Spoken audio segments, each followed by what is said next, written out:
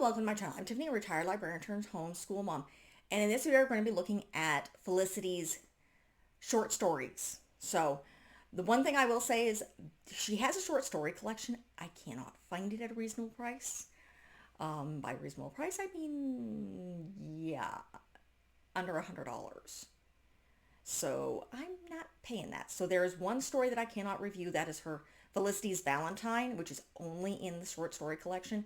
It is not sold individually. So we'll be just looking at the ones that I can find that are individual. Now, I did find these on the Internet Archive, so I was able to borrow these for free. They do not have the entire collection for some reason. So let's look at her short stories. Now, remember, these are very small and short little stories. So the first one we're going to look at is Felicity's New Sister. So in Felicity's New Sister, this is when in December, where she gives birth to, when her mother gives birth to her baby sister, Polly. So what happens is one of their, she's not a neighbor, she's a neighbor of their grandfather's. She's the one where husband who has Felicity's horse Penny, and that Felicity's grandfather buys for her. So she's over there talking, trying to convince Felicity's mother to go to her grandfather's plantation and get out of the country, get out of the city, and away from all the dust and things. Now, Felicity, of course, she's been bored all December because she's been kept inside helping her mother because her mother's heavily pregnant. Now, her mother is resisting going because their slave, Rose, who this is really the only time I see her, you really have her talk that much, and she does in fact scold Felicity. So again, now it's also unsure whether or not Rose is a slave. She may be a free black woman that is working for Felicity's family, but we do not know. It is not specific, and that is the same way with Marcus. We're not positive that they're slaves or not. They are African Americans, but there are free slaves, free black people. They could be being paid. But nonetheless, Felicity's mother trusts Rose, who says the baby's going to come earlier than you think. And the midwife is saying the baby's not going to come anytime soon. So, and Felicity desperately wants to go to her grandfather's because there's going to be other people who can help. Her mother doesn't have to work, so she can basically go out and play. She's 10 years old. Rose, of course, scolds her. It's like, you're the older sister. You're going to have to start helping take care of your siblings. And that's a lot of what she's been doing all winter, because the book starts with her trying to run outside and go ride her horse. But eventually, Felicity and their grandfather's neighbor convinces her to leave the family to leave the next morning to go to her grandfather's farm. Unfortunately, it's been raining. It's December into the South. This is Virginia. They get in a wagon accident, and Felicity has to help her siblings out of the wagon that's like stuck in water. They go to an abandoned home, and Felicity's mother goes into labor. So they send the driver off back to Williamsburg to get help, but then Rose has to help her mother, Felicity's mother, deliver the baby. And of course, the woman who's trying to convince them to go to her the grandfather's plantation knows nothing about babies and runs away. She runs to a different part of the house. Meanwhile, Felicity has to take care of calms down her siblings. She gets the bag that Rose had left in the carriage, and is there. And then, of course, she waits. While her siblings fall asleep, she waits. The baby is born. The baby is fine. They do end up naming her Polly because Rose mentions that she was almost born in a river like a pollywog. So that's where Polly's name comes from. So that is the gist. That is that little story.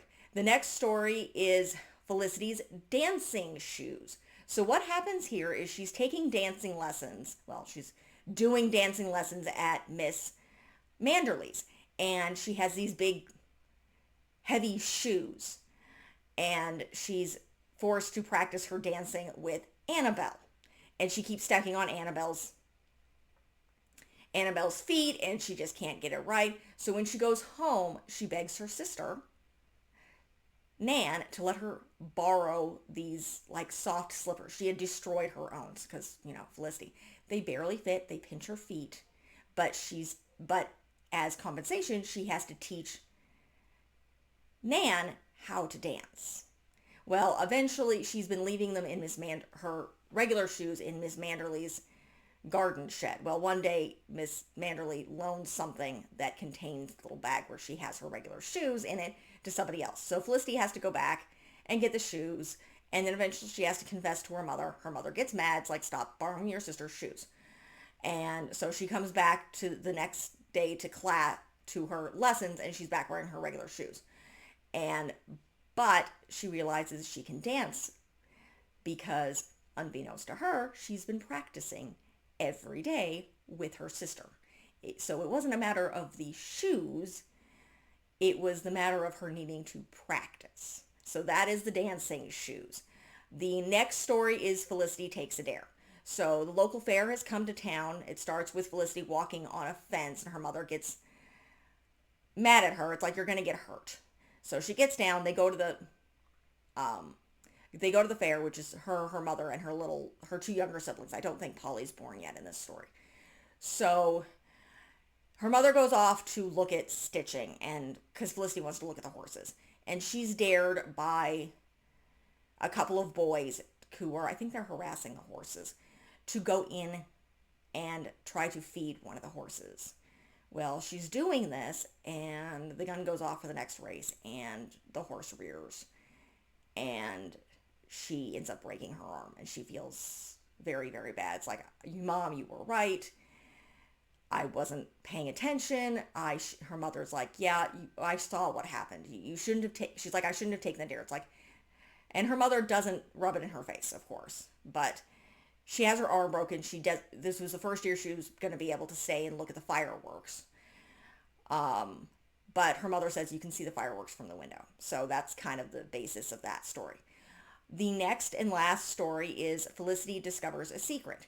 So Felicity is running. She's playing one of the games that children would play. They have a big hoop and they're pushing around with a stick. Well, she runs into the laundry of the laundress woman, who's known to be very, very stubborn. She's not a nice person. She does not like change at all.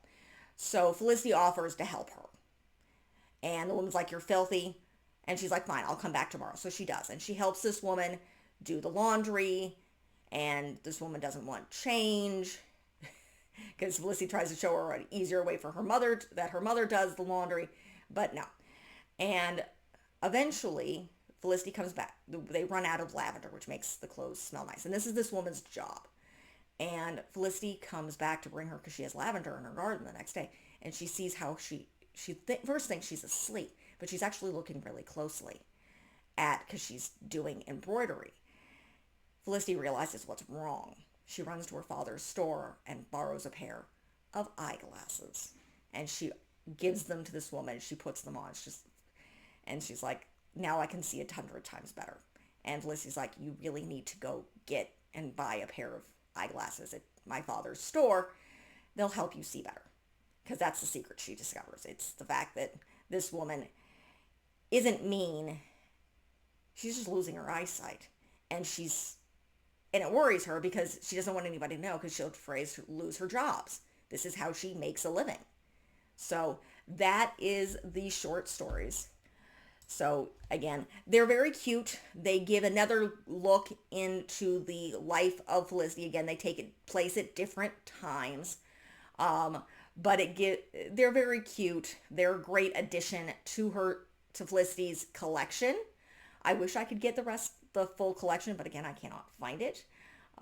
If I happen to find it at the used bookstore, I will review, or the used book sale that I'm going to next month. Though that will be after this is supposed to come out. I will try and review it, but otherwise, we will just have to do without Felicity's Valentine. But I do enjoy these stories. They are all by Valerie Tripp. I will link the links that I found in the Internet Archive, where you can, in fact, read them for free if you borrow them. Because they've been digitized. Or again, the little ones are pretty easy to find. relatively cheaply used online because they're the tiny little things. These are just little short stories, but I do enjoy them. They're fun, and again, you get to see a little bit more of life of different people's jobs and how important dancing is, and just Felicity being Felicity. So that is it for this review. If you like what you see, be sure to like and subscribe, and I will see you next time. Thank you.